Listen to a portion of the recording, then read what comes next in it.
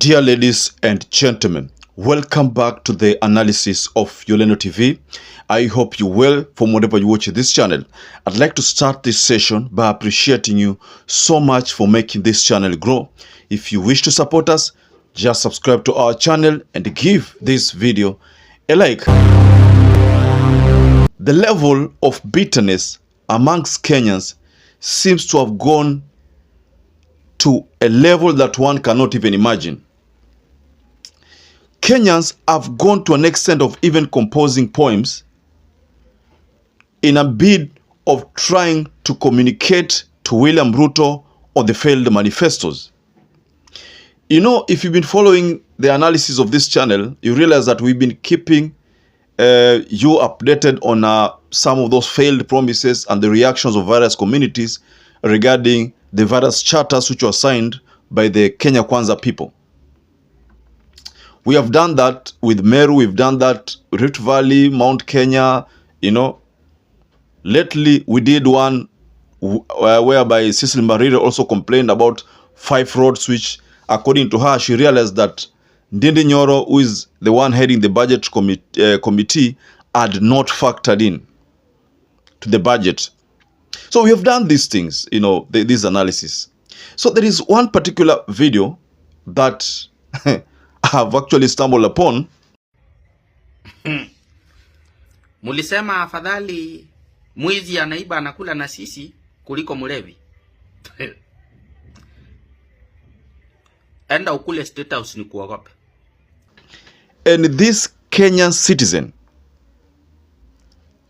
in fact two, one was one citizen in Kisumu who was telling William Ruto to continue increasing taxes, you know, because according to him, he says that that is the best thing that they can do. I mean, another video is one whereby, now this is where now the poem comes in. This citizen is telling William Ruto, actually telling the people who voted for William Ruto about the things which William Ruto has delivered. First, there was the talk over Mama Mbogas. He talked about internet, I mean, as being a solution which Oda has given, because this goes in line with internet that's been provided, the hotspots that are being provided to each and every market, that you can now use the phone to sell items. Of course, we're not disputing the fact that these days people use phones to buy items. But just take a look at this. A Mama Mboga who has a stall and she's alone. How is she going to deliver? First, for you to deliver, first of all, you need to be having to have maybe your app, you know. So how would a Mama Mboga afford an app? I mean, afford an app. So these things, and also the issue of gas, are the reasons why this poem was composed. I don't know how many of you have gone through this poem, but it's good if I share it. It's like some spoken word. Mulisema afadhali mwizi anaiba anakula na sisi kuliko mlevi. Enda ukule State House ni kuogope. Ndio tunamaliza kuinternalize maneno ya gas. Tukaambiwa ni mtungi. Ndio itakuwa kati ya shilingi 300 na shilingi 500. Kama umepata hiyo mtungi ya gas. Hapo nyuma tuko pamoja, inua mkono. Uli amkaza kabisa. Ndio tunaendelea kuinternalize gas, kumekuja na electrical motorbikes. Hakuna haja ushukishe maneno ya petroli. Petroli wache iende 8,686 shillings. Tuko sawa. Si utaleta electric motorbikes. Watu wa boda boda tumemalizana na nyinyi. Igawa itafika September tuwaambie sisi tulisema ni maneno, ilikuwa ndio helmet ndio itakuwa electric. Reflector jacket ndio tulisema itakuwa electric. Ama namna gani my friends? Sasa tunaingia kwa Mama Mboga. Watu wa Nduthi mkae kando. We are done. Mama Mboga tuta upgrade, utaacha kuuza mboga, uingie uanze kuuza nyama. Tuko pamoja? Bwana uli amkasa. Kasa kabisa, si serikali ni yetu. Kasa. Tuende hivyo. Next time tena ukishika mic utatuambia hakuna haja unga ishuke. Download ugali kwa simu. Sasa ilikuanga ni mabwanyenye versus hustlers. Imekuja ni wenye wako na mshahara, wenye wako na payslip against those who don't have.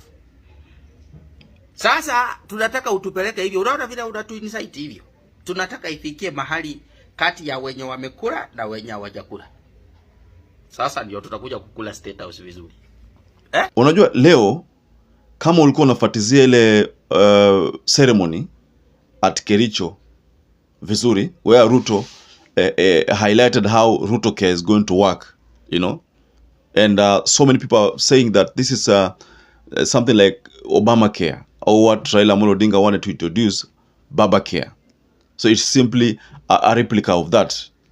That this is meant to make sure that, because according to him, he says that everybody will now be in that bracket, the Ruto Care narrative.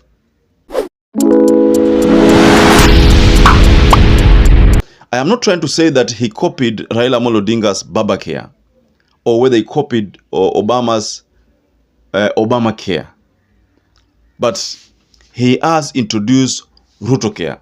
What if you have another president by the name Mudavadi? Would we be having Mudavadi Care? Because Mudavadi will have come in place back during that time.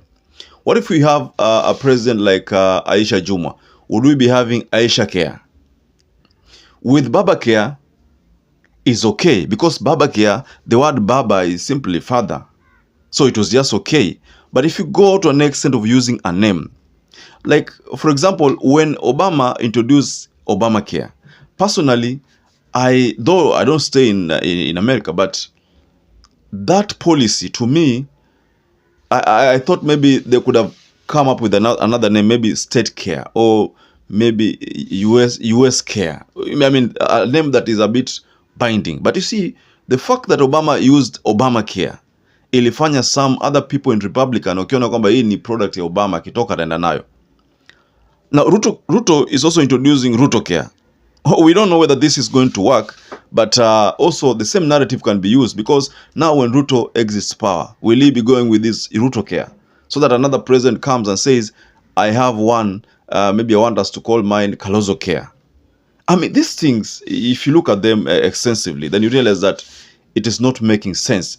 The idea could be good, but the naming, that name ought to be, I mean, at least something that is binding, so that those people who didn't vote for Ruto and those people who voted for Ruto feel at home. They could have used something like Kenya Care or Health Care, Kenya Care, ama Tiba Care, you know, something of that sort. Something that is a bit binding, because if you say, for example, Tiba Care, ama Maisha Care, I mean, those kind of names, you know, once someone hears something like Tiba Care, Tiba is a Swahili word, care, you know, is an English word combined. It's very easy for someone to resonate with that naming. But you see, also, I'm not saying that the fact that Ruto Care has been used, sasa itakuwa ni ngumu. No. But I'm just saying that we might foresee, we might find ourselves in a scenario like what happened in US. I don't know whether Trump, because Trump talked about discontinuing that Obamacare narrative. But I know all these are survival tactics for William Ruto, the survival tactics, you know, because right now all is not well. There is need for him to rush and at least have some things that mtu anasema kwamba hii ni yake. So for instance, maybe Ruto Care is one of the product ambao tunasema ni yake. About Hustlers Fund, I don't want to talk about it, but ilikuja na sijui kama imeenda ama bado iko, but ilikuja. I can only say ilikuja. I can't say much about what happened thereafter. So hapa we are in a scenario where William Ruto is being reminded about the things he promised and the things he has done to solve the problems which he said he would solve. The issue of Mama Mboga, the issue of fuel, the issue of education being very expensive. You know, right now, that's the reality ni kwamba masomo sahi, especially at university, very, very expensive. So all these things have been put in this poetic version of the message. William Ruto realizes that it's a bit too late for him right now, but he's in the second year, which is also going to just itaisha tu pia. So this second year, he realizes that for him to be relevant, he needs to come up with something that people will master haraka. So that's why he's coming with this narrative of Ruto care. Whereas Tiba care, Maisha care, Afya care, all these things would have been on point also, and would have made sense if at all he had opted for them, those naming. Because now, if you find the case of what happened in the US, like I said, hiliko ni changamoto. So the poem that I've just read to you, if you're very keen about it, that poem, then you realize that poem communicates directly to William Ruto. If you're very keen about listening to the poem, then utapata kwamba hizi vitu zote ambao challenges za mwananchi zimeongelewa pale. So, but this is also, I hope this message will reach to him, but if it does or it doesn't, either way, the message is very strong and the intention is also positive in that message. So I think what William Ruto needs to do is to simply honor whatever he promised these people. So, ladies and gentlemen, I'd like to raise my case here, but like kindly encourage you to just comment below the comment section. What do you think about what the poet has said in that poem? Think about that. And also to those who supported our channel by subscribing, liking, or giving videos or sharing our videos, I want to say here that I'm forever grateful for that support, because without you, this channel cannot grow. So until we catch up again, please stay safe and stay blessed.